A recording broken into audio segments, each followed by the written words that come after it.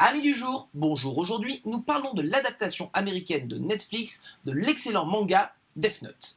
Excellent du moins jusqu'au top 7, mais cela n'engage que moi.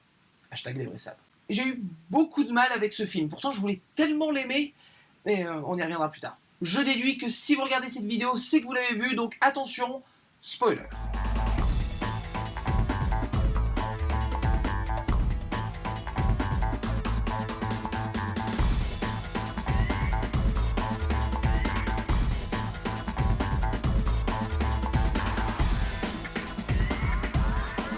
On va commencer par les faits purs et durs.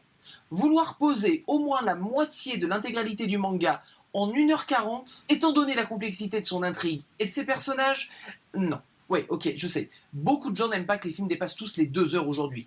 Mais là, faut pas déconner. Tu voulais raconter ça correctement, tu prenais au moins 2 heures de notre temps. Revenons rapidement sur une polémique que je considère comme vraiment très conne. La polémique du whitewashing. Et vous, dans le fond, là, vous n'êtes pas content que ça soit tourné en Amérique avec des Américains? Alors, deux choses. Un, ferme ta gueule. Et deux, regarde pas l'adaptation, mais il nous fait pas chier.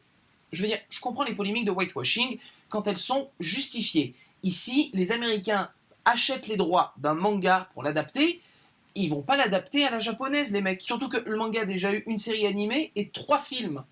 Donc non, ils vont pas le réadapter au Japon, les mecs. Ils vont le faire à leur sauce. Si ça vous plaît pas, je comprends pas à quel moment vous êtes dit oui, Netflix va le prendre, il va l'adapter comme c'est dans le matériel de base. Non, évidemment, les mecs, vous attendiez à quoi? Évidemment, ils vont l'américaniser, le truc, ils ont pas acheté les droits pour pas l'américaniser, l'ouvrir à leur public. Netflix, c'est américain à la base, les mecs. Là, c'est pas vraiment une polémique dans le sens qu'on n'est pas dans le même esprit que les dieux d'Égypte, par exemple, où ils étaient en l'occurrence interprétés par un Danois et un Écossais. Là, ça, c'était con. Donc voilà, que les Américains fassent de l'américain, c'est normal. Qu'ils fassent de la merde, c'est un autre problème. J'ai d'abord pensé dans un premier temps, après l'avoir vu, que en fait le film s'adressait aux gens qui ne connaissent pas le manga. Ce qui aurait été louable, il n'y a pas de problème, c'est pas que pour les fans. Seulement, même quand tu le regardes innocemment, sans connaître le manga, faut quand même reconnaître que c'est toujours un peu de la merde. Disons que c'est difficile de sauver le film, même si on relativise au travers de ses points positifs. Enfin, on va essayer pour voir. Point positif. Fait numéro 1, la réalisation est quand même sympathique. Adam Wingard, réalisateur, du tout aussi sympathique Your Next, c'est ce qu'il fait et ça se voit. Fait numéro 2, la plupart des acteurs sont bons. Ne me faites pas chier non plus avec « Oh, il ressemble pas vraiment à elle » parce que l'acteur, je le trouve absolument génial, c'est l'une des meilleures parties du film, et tous les acteurs sont quasiment bons. Je veux dire que ça soit le père, la copine, aussi inutile qu'elle soit, la voix de Willem Dafoe évidemment, bon, il n'y a que Light ou... Vous aviez pas un mec avec encore moins de charisme en stock, les gens? Non? C'est vraiment le plus anti-charismatique que vous aviez? Bien joué. Fait numéro 3, Ryuk est cool. Un peu trop en image de synthèse pour moi, mais heureusement il le garde souvent dans l'ombre. C'est juste dommage qu'il n'utilise pas plus, parce qu'en gros dans le manga, l'une de ses utilités narratives est de permettre à Light d'exposer ses plans pour nous, en tant que lecteur slash spectateur.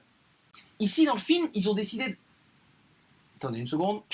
Ici dans le film, Mia remplace Ryuk, en ce qui concerne l'exposition des faits. Seulement, cela amène un autre problème. Ce faisant, le film se transforme autour d'une relation amoureuse qui n'a rien à faire là et qui, en plus, endommage le personnage principal et l'intrigue du film. Cette relation rend Light encore plus con et pire, elle l'adoucit, le rendant un petit peu méchant malgré lui, ce qui dénature totalement le point de vue du manga.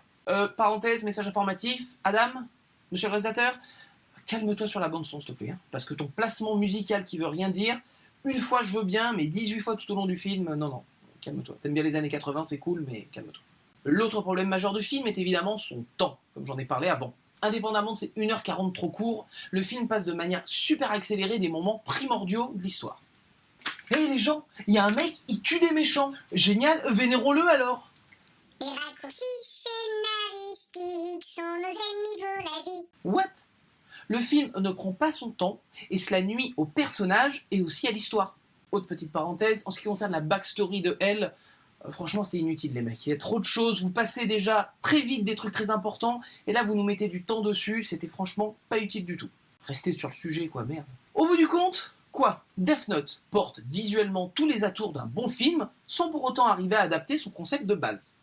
C'est le principe même d'une adaptation, et c'est loupé. J'y ai cru pendant les 10 premières minutes, mais non. Comment tu peux louper un film quand t'as le sujet qui est livré sur un plateau? C'est un peu comme le roi Arthur, quoi. Je veux dire, sur le papier, les chevaliers, une table ronde, le Saint Graal, le bordel des magiciens, c'est inloupable. Mais oui. Ah, il y en a, ils y arrivent, c'est du beau boulot de merde, c'est incroyable. En gros quoi, tu simplifiais un poil l'histoire, tu t'arrêtes à la fin de l'enquête de Elle, et t'avais un film à peu près cohérent quoi. Tu ne fous pas une relation amoureuse superflue et complètement nulle, qui nuit à l'intrigue qu'en plus tu passes en accéléré. Sans compter que le fait que votre personnage principal est censé être un génie, et là franchement, il a l'air d'un débile. Vous voyez où je veux en venir. Et bien, sur ce, amis du soir.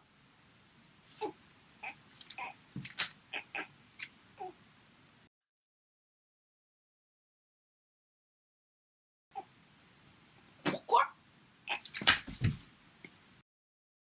Ha ha ha